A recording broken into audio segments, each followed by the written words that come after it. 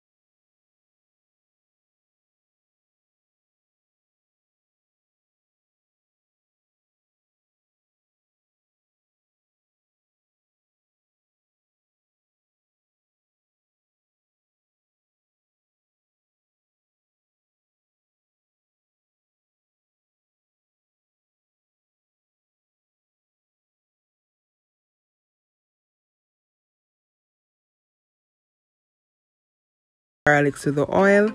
Don't mind the pot on the side that's over there cooking my red pea.